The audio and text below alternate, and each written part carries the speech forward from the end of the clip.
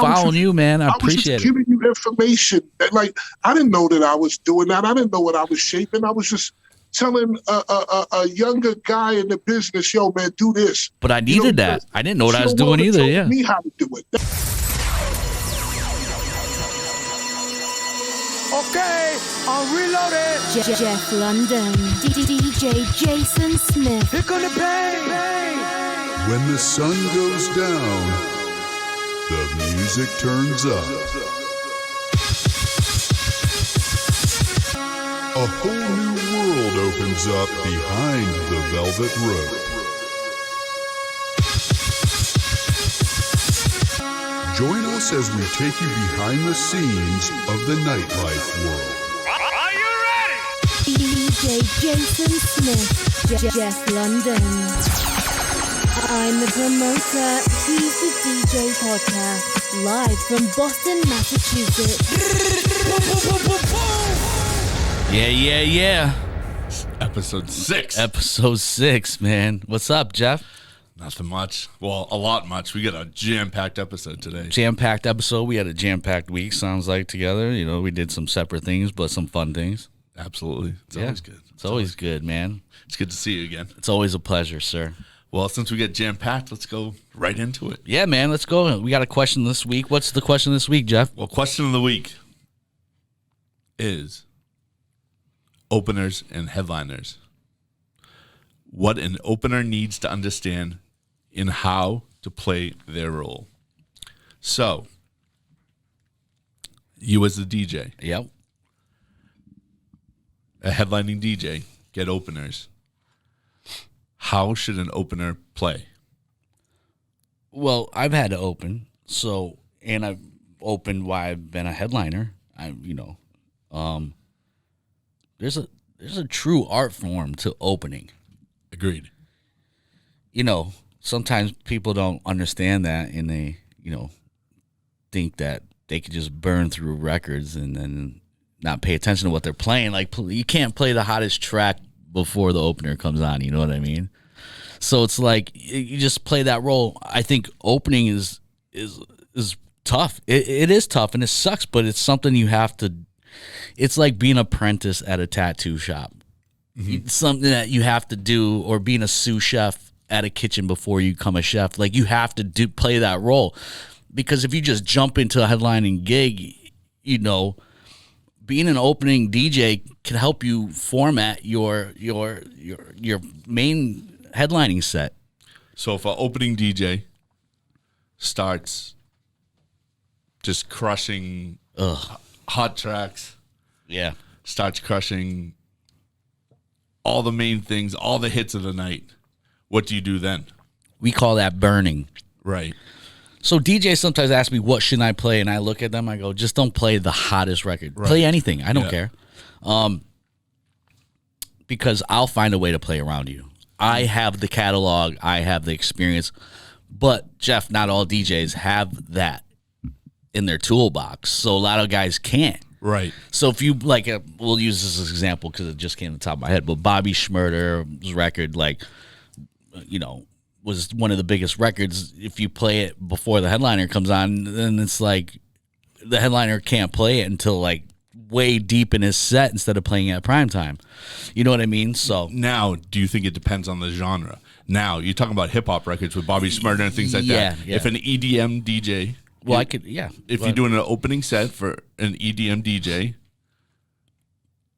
is it different from doing an opening set of hip-hop records, because there are so many different styles of EDM that you could, you're not just playing the top hits. Yeah, well, I've had that experience because I played at the Borgata, and I didn't always headline at the Borgata, but I had a residency there. So sometimes I would have to open up for Tiesto or Aoki all the time and stuff like that. So I've been in that position of I've opened up for pretty much every big EDM artist there is. Mm-hmm. So let's use Steve Aoki for example. I know that not all it depends on the venue too, because I know the Borgata, people are just going to the venue because it's in the hotel. They're not going there, because Steve Aoki is. Some people are. Yeah. That's a fact. But some people are just going because it's a nightclub.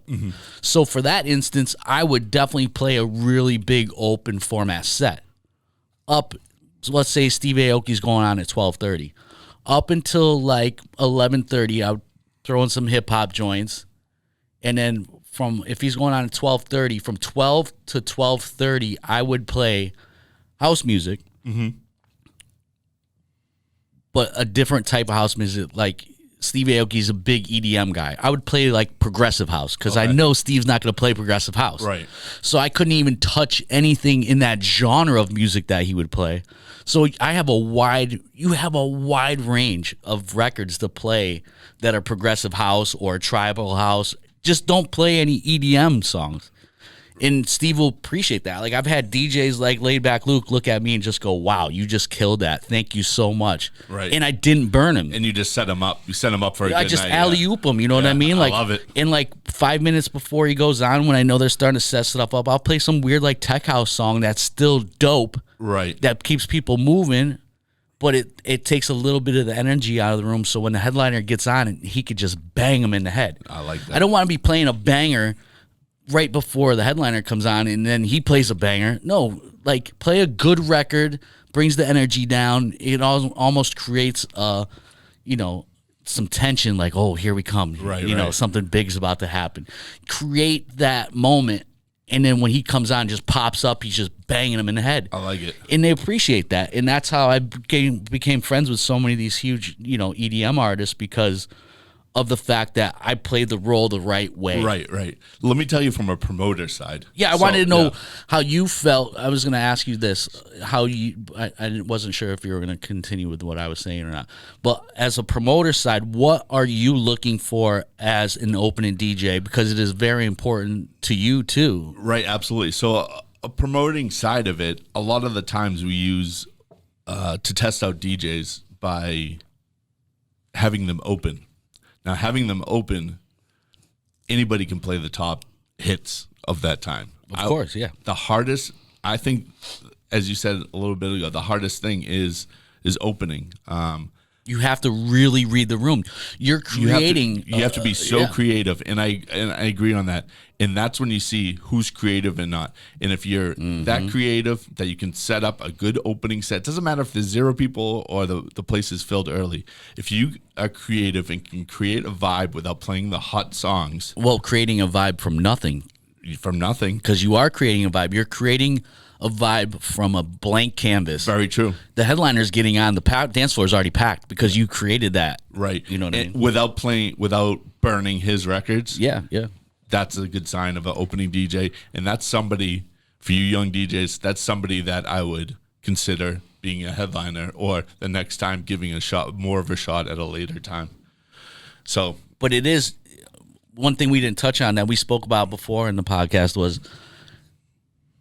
a great opener has to have that capability of reading a room. Absolutely. Because you're going to have, like I said, some people that aren't there to see Steve Aoki. Mm-hmm. So you have to please them people too. Right, exactly. Plus the bar needs to make money, so you can't just banger, because then the owner wouldn't be happy because his bar sales aren't up. Right. So you have to play that fine line as an opener how to make everybody happy. The clientele, the owners of the club, the cash registers, the bartenders. Because you're actually playing for the bartenders for the first hour, basically, almost. Yeah. So one thing I take pride in myself is that when I do have to play that role in open, I'm playing for the bartenders and the staff at that point. Mm-hmm. I don't want to go in there and say, if I DJ there every Saturday, play the same set of records every Saturday. Right. Yeah. Because they need to have fun too. Yeah. If I make the bartenders have fun early in the night, that energy is going to transfer over to the crowd that are buying the drinks, and then that dance floor, when they're buying their drinks, that energy is going to carry over to the dance floor. And they'll remember that, and that's what we talked about earlier, is having your name at the tip of their tongues or for promoters, for bartenders, for anybody, having your name up there makes it you want to be the first DJ name that people talk about. And then promoter-wise, you want to be the first promoter that people talk about. You're an opening DJ. You make the staff happy. Don't play the same set every week. That carries over again to the crowd, from the bar to the dance floor, and now the whole place is having fun, from the staff to your clients to everybody that's in the building. So yeah, man, that was a great question. It was a great question, and again, there's layers to levels to that one too. It actually came from a DJ that has sent us many questions. We love it, man. Please continue to send in the questions. At I am the promoter. He's the DJ at our Instagram for sure. Absolutely. No, it's a great question. Yeah, keep them coming. Look out every Tuesday, or just send it whenever. Yeah, just DM us for sure. We love it. You know what time it is? Oh, I know what time it is. Do you know what time it is? Gather around, kids. It's story time with Uncle Jeff. The names have been left out to protect the guilty. Now, here's a little story I got to tell. Again, if you're not familiar, it's that time of the show where we get to hear one of the wonderful stories from Mr. Uncle Jeff. What we got this week, brother? All right, we got a good one this week. I mean, when aren't they good, to be honest with you, dude? I appreciate that. Well, this story goes in playoff baseball time. So we're talking about October? Ooh, nice job. Non-sports guy, not so bad, right? So this is about the third baseman in the wrong cab. So this story begins during playoff time at District. Well, District is actually where I first met Jason. 180-person lounge. Wednesday night, it was the spot. Really? Where was it? Like downtown Boston? In the Leather District, yeah. Okay. Yeah. All right. It was dope spot. And it was a place to be on Wednesday night. And that we're talking about Boston, Massachusetts, by the way. So this third baseman was on the team that was playing the Red Sox. So it was the opponent. The opponent. Probably the most famous third baseman from this franchise's. Oh, the whole franchise. Okay. Yeah. This guy was the man. Good-looking guy. He's always dating models and always in the headlines of who he's dating and whatever. Paparazzi guy. Yeah. Comes to the club, has a blast. Yeah. People are giving him a little heat, chirping him. You know, they try to egg him on and shit. Egging him on, yeah. He's giving it back. He's having a good time. He's getting after it. He's got the table, the girls, everything. He's having fun. He's really getting after it. It's 2 o'clock in the morning. Now, District is in the Leather District, so every night we had around like the let out, like 1:45 or to 2 o'clock. All the officers in the area would come with their police cars, or just like set up, just to disperse everybody, everything like that. You get to know the guys and know the officers, and they like to hang out. They like to do a little look around the club. Of course, yeah. See what's happening. So one of the guys pulls up in an unmarked police car. So he gets out of the car. We're just, lights are on. Everybody's leaving. This baseball player's like, the girls he was with didn't want to go with him. So he's kind of, he's like bummed a little bit. Yeah. Walks out the door. His ego's hurt a little bit, right? Yeah. People are still chirping him, giving him a little heat. And now he's taking it a little personally because his ego got hurt by the girls. Like, all right, I'm out of here. He's like, where's the cab? He goes to the cop, let me get a cab. We're going to get a cab. We're going to get a cab. The officer points to his unmarked car. The guy opens the door. Yeah. Gets in the car.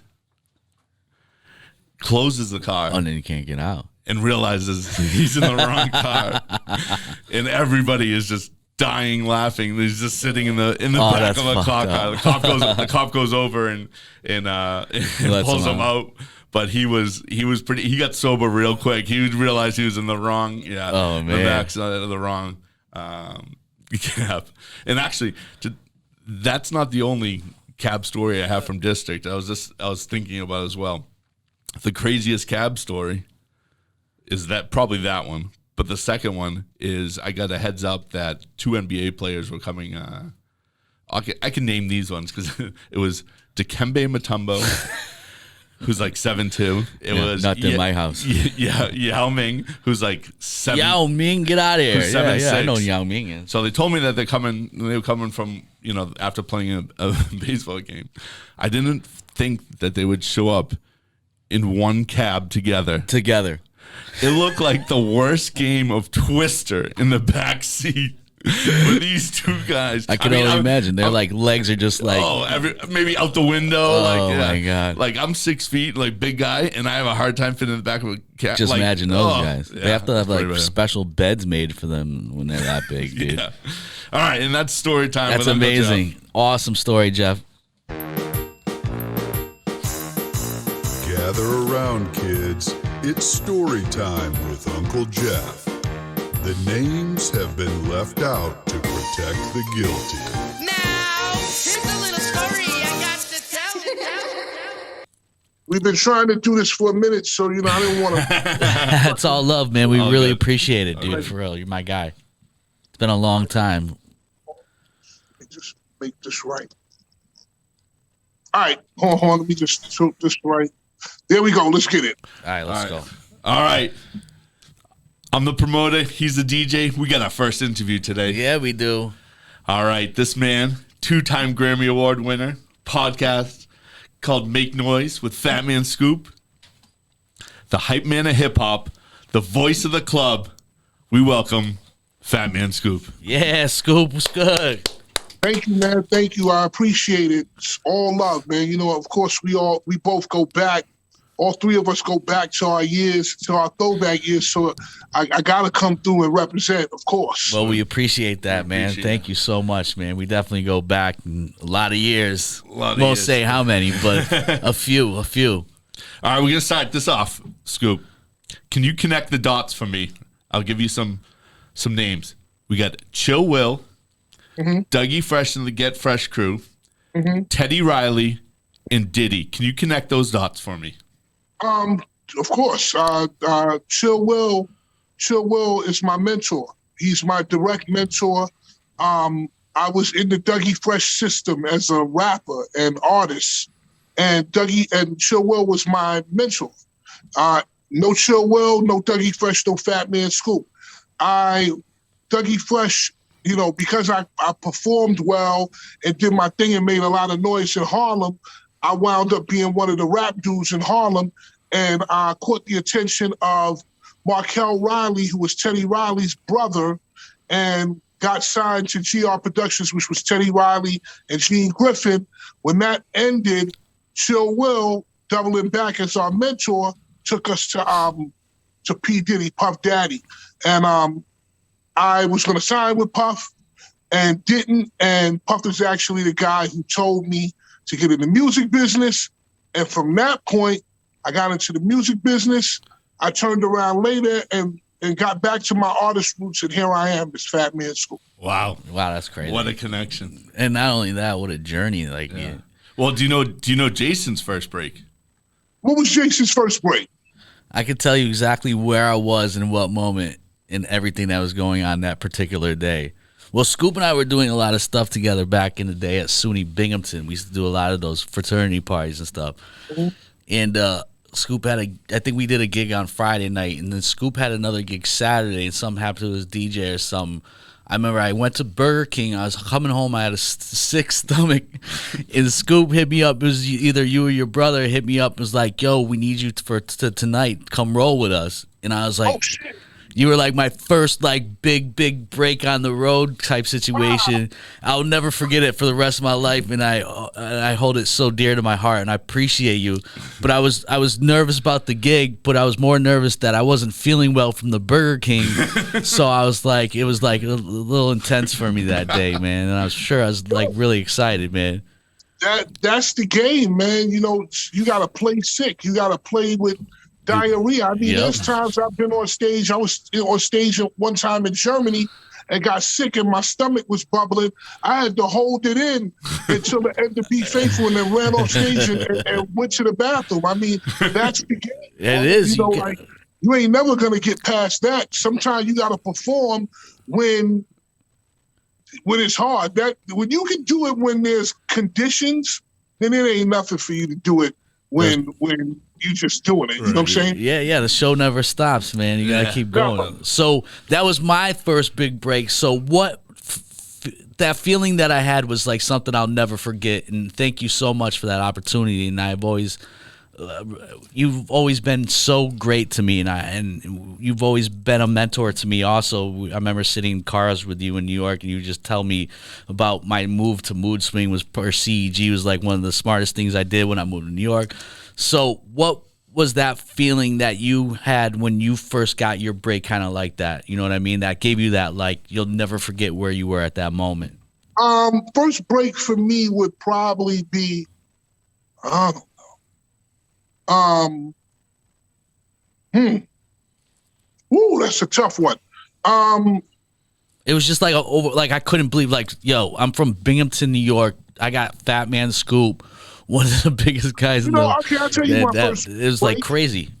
My first break, Puffy put me on stage at the State Building in Harlem. 20,000 people. That's crazy. Wow. Yeah. I remember that you were telling me stories about the relationship you had with Diddy, or Bad Boy and everything didn't like put that. me on stage. 20,000 people. Harlem, I froze. I froze. But what I did was, right before I got booed, I took my pants off, and I had on heart boxes with hearts on it. And I took off my pants, and everybody went crazy, and I went off the stage. That's awesome. That was my first legitimate, like, hardcore break that somebody had given me. So I got to shout Puff out on that. Puff definitely did that one. That's great, man. And it's just one of those things, man. It's a beautiful thing that you'll never forget, dude, for sure. So going along with that, and one of your most famous songs, obviously, the Be Faithful, was that to put your brother through college? How that started? Yes. I mean, Boogie, we changing names now, could tell you that that's the whole reason that I even did the record. Like, that was just to put him through. Like, I was already a well-known and respected radio DJ in New York at Hot 97. I didn't need that. I was trying to figure out a way to make some money to put him through college. And when I came up with that scheme, because of the fact that I knew how to do crowd participation and I saw DJ Cool do it, well, let me clear my throat. I was like, yo, man, I'm going to do this. It's going to be a go. We're going to try it. And made a record. The most terrible record probably in hip-hop music. So terrible that I wished I still had it. I erased it. I wish I would have never erased that record, man, and erased the files. I tried to do it DJ Cool's way, live. Or I think I did it on Kicking the Door by Biggie and a bunch of other things, and didn't work. And wound up getting with the Crooklyn Clan, knowing DJ Riz from being a record promoter. And next thing you know, man, I got with Riz, because I knew him, and he was Crooklyn Clan, and he had his man DJ Scissorhands. And after I got with the two of them, we did Hands Up, and Hands Up was a big one too. Right there, man. We only made a certain amount of records, but those records were really potent. I think it was like 3 or 4, probably, right around there. We made a handful. Hands Up. Yep. We made Where You At. We made Be Faithful. We made Everybody Ayo. Which I was being experimental. We made Ayo. I don't know. We made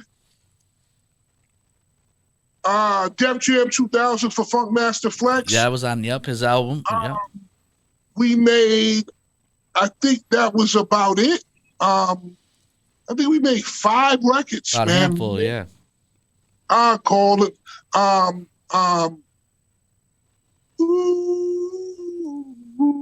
ladies.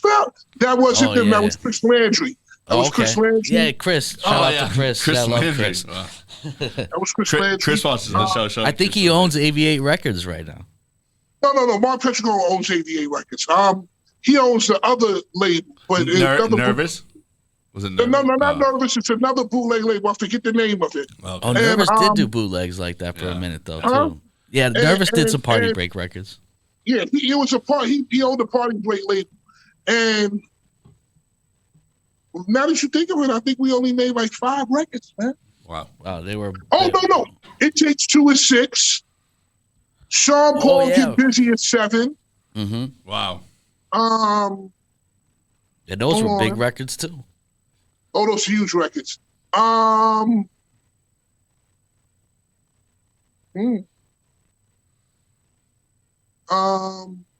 Yeah, 7 records. Wow. 7, but very potent records. Yeah, they're bangers, all of them. Yeah. They had a big punch behind them. I mean, the only record that wasn't a banger out of them was AO, which was an experimental record, which, you know, is a style of rap I may get back to, you know, at some point now, you know, just doing something different. But those are the records, man. Like, I can't even say it was more than 10 records. It was a good 7, man. But those seven were a motherfucker, bro. Yeah, they were. They definitely, and they held the time too. People still play those records. It's crazy. Not too many records stand the test time like that. So it's pretty amazing. So we often talk about clubs on here. What are some of your past and present clubs that you love the most that you've played at? Anything in China. Wow, right? Anything. Because of the crowds? Crowds, atmosphere, size of the club, party level, intensity, anything in China, man. Wow. Of course, going to Dubai, the city of Dubai in general. I love that city, man. The Cavalli Club in Dubai. That's so hard to think of. Those are the ones that I think of right off of the bat. How about past places, like when you was coming up, like when New York was like really popping New York? Oh, like man, Club Speed. Speed, yeah, that place was huge. It was good. Of course, it was legendary. If you ever touched down at the tunnel, I touched down at the tunnel one time. Nice. Let me see what else was popping. All of Raleigh, North Carolina, man. My days in Raleigh, North Carolina were legendary. It's probably early 2000s. That's when we used to do a lot of parties, and that's when the music scene was so beautiful down that year. Yeah. That era was beautiful. It was lit in Boston, man. Those were the days, man, in Boston. Absolutely. Like that whole corridor, Rhode Island, Connecticut, Rhode Island, Boston, that was litty. Even Manchester, New Hampshire, that was litty. I don't remember the actual clubs, but I just remember the corridor. Yeah. And it was an easy pipeline to route some shows absolutely. too. All right. You just hit it, man. Boom, boom, boom, boom, boom. I wish that the corridor was open like that today, man. But that was a beautiful thing. It was. But it was a beautiful time in music, though, too. It was. It was a special time in music for sure. Agreed on that. The ignorance was less. You didn't have to worry about the rapper getting arrested the night of the show. It was like you did the show and that was it. Like, that was it. Yeah. all this stuff that exists now, man, it wasn't nothing like that. Actually, I was just looking at emails, and the only thing that was when you were coming to town, Jeff, I just hit traffic on I-90. I'll be there in 20 minutes. Don't worry about that. It was simple, man. It was simple. But you know, for me, Jeff, I was always about the business. You always and I were. was always about delivering and doing my thing. And then whatever fun there was to have, that was next. But more than anything, it was about delivering what I said I was going to do. And I had ladies and stuff, and but it wasn't. That was never clouded. That never clouded my judgment. I never drank. I never smoked. But anything I did was after I did what I had to do. Right. And you're totally right. And you've taught me that. And I've been the same way. I don't DJ to look cool. I don't DJ to get the girls. I DJ because this is my business. Mm-hmm. I don't hook up with girls after I'm done DJing most of the time because I'm not paying attention to them throughout the night because I'm there to perform and do a job. You've taught me so much. You even remember one time you're like, Boogs, you got to take deposits, bro. You just taught me so much about the business that I would have never even known. You know what's so funny about that, man? I didn't even know what I was doing.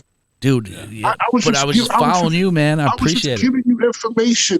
Like, I didn't know that I was doing that. I didn't know what I was shaping. I was just telling a younger guy in the business, yo, man, do this. But I needed that. I didn't know what I was doing either. Yeah. Me how to do it.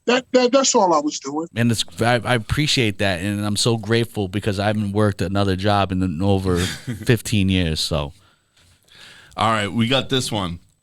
I will say this. As I was DJing, I won't lie. As you DJ, your eyes are scanning the crowd. Yeah, right. So if you see something, you're like, okay, let me keep that in the back of my mind. And as you're performing or rocking, of course, you keep tab on where that is. Yeah. And you got to remember, I'm an artist, so back then I wasn't even DJing. I was rocking the mic for an hour and maybe I did my songs and that was it. Or I rocked the mic for an hour and then I was going, so I could keep tabs on where my eyes were always moving for the threats and for anything else. So I always watched. I'm not gonna lie about that. But they never stood around for me. You just leave the stage, and I still have to DJ for another hour after. So then the girls, nobody would be around when I got finished. The whole club would be gone by the time I was done. All right, Scoop. Now, did Diddy want you to be Biggie Smalls? And before you answer that, tune in next week to find out part 2 and the answer from Fatman Scoop. Let's go.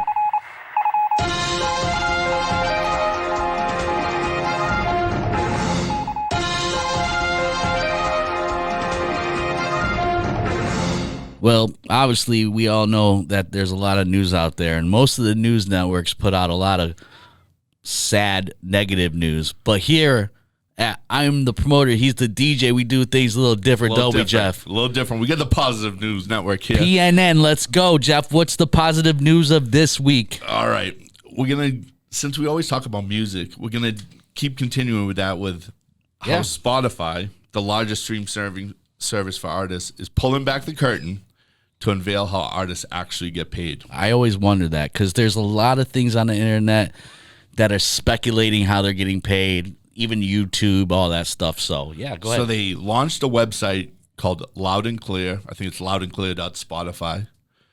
It's a website marketed by the streaming platform as an attempt to pull back the curtain on how to compensate the artist. Now, it says it aims to increase transparency by sharing new data on the global streaming economy and breaking down the royalty system, the players in the process.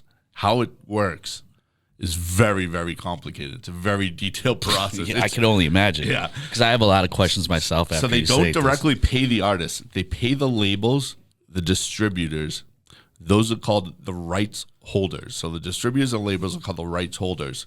Now the rights holders, after they get paid from Spotify, pay the artist.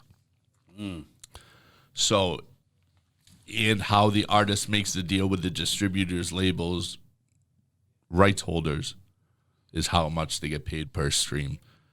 And the interesting fact that I also was doing this is Apple Music actually pays double to the shareholders what Spotify pays, and Amazon pays triple, which is wow, that's crazy. But Spotify is the biggest one in terms of like streams. Yeah.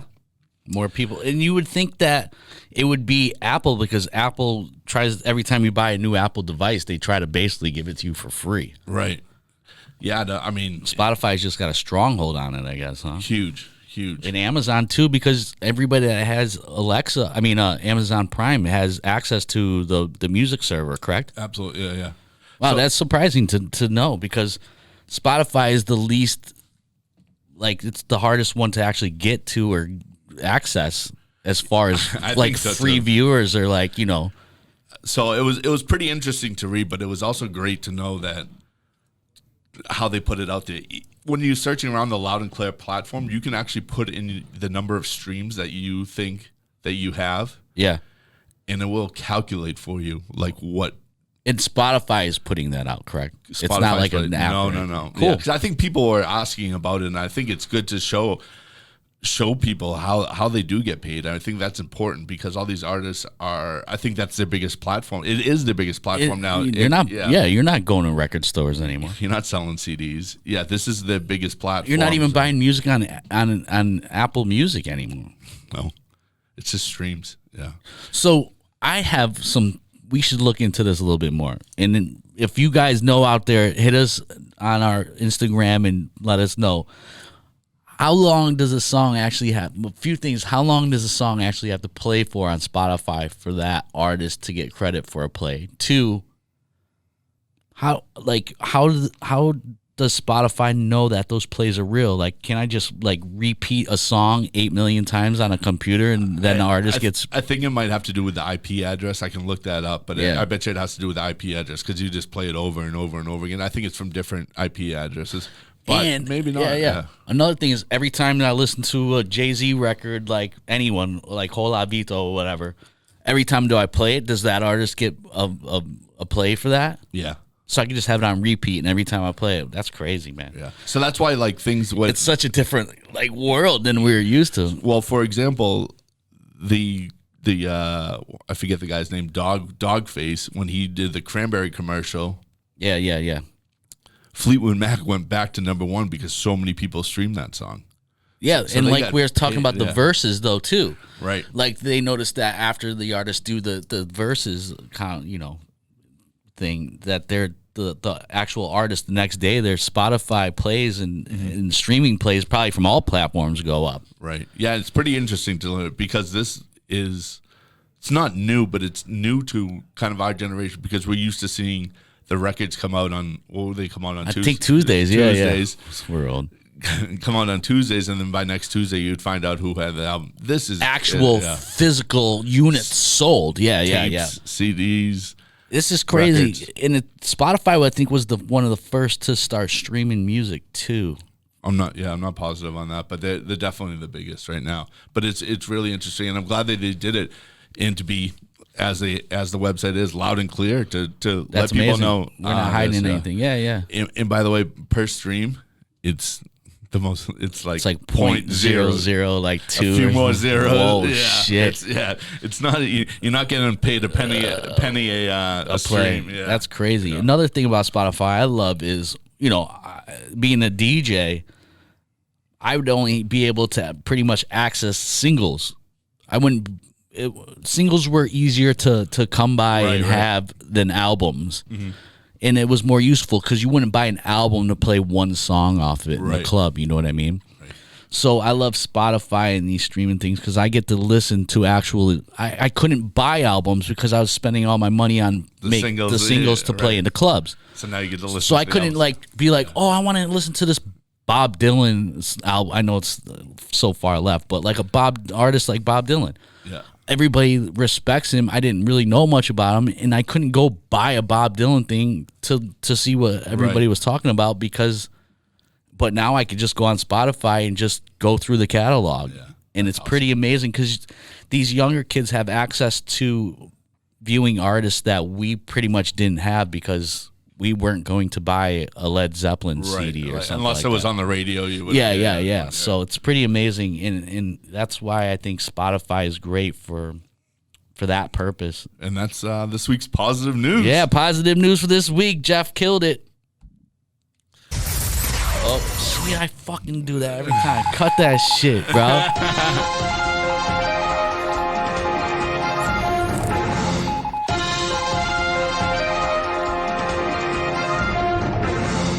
Yeah, man.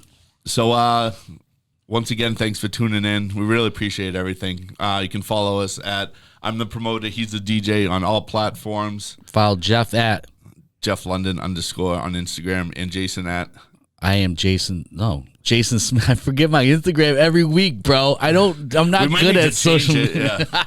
It's Jason Smith Music at Instagram, man. Well, thanks again. Fucking shit. I'll see you next week. Peace. Oh, fuck. Dude, these things are killing me, bro. Like, come on, man. Okay, I'm reloaded. Jeff London, DJ Jason Smith. Here come the bang.